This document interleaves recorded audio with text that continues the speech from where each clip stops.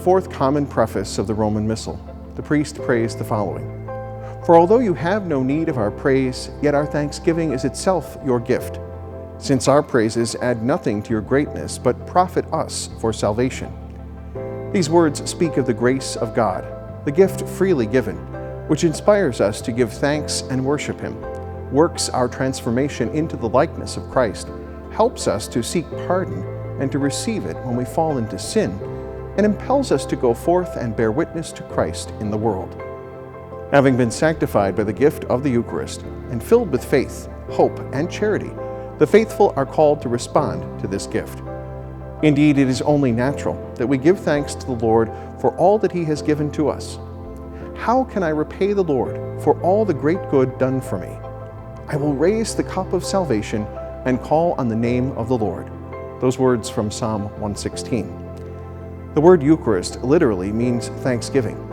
Even our manner of giving thanks comes from God, for we do so by following the command of the Lord, "Do this in memory of me."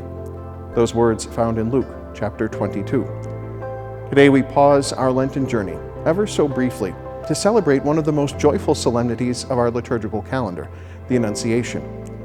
When presented with the awe-inspiring invitation to cooperate with the will and plan of God, Mary responds, "Behold, I am the handmaid of the Lord.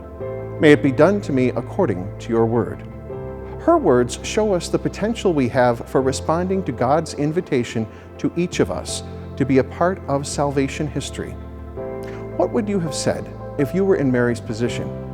She exhibits what many of us do when confronted with a challenge of life or faith that is difficult to believe or accept, questioning, how can this be? Assured by the angel as the messenger of God to let go of her fears, Mary reaches the conclusion that her life will mean more and be a better expression of thanksgiving and praise if she cooperates with generosity, committing her whole life to the Lord. We can do the same, even if we do not feel we are as strong or as graced as the Blessed Mother.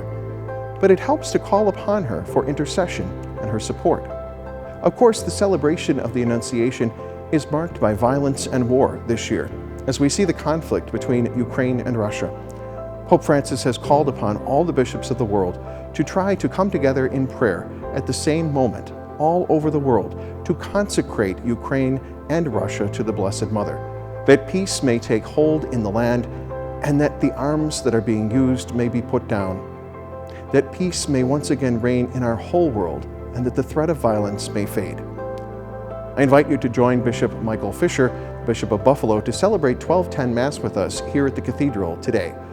He will pray that prayer of consecration, and at 6:30 in the evening, he will also pray the Stations of the Cross. One of our local Ukrainian pastors, Father Prosik, will join us to offer his words of reflection as part of that prayer.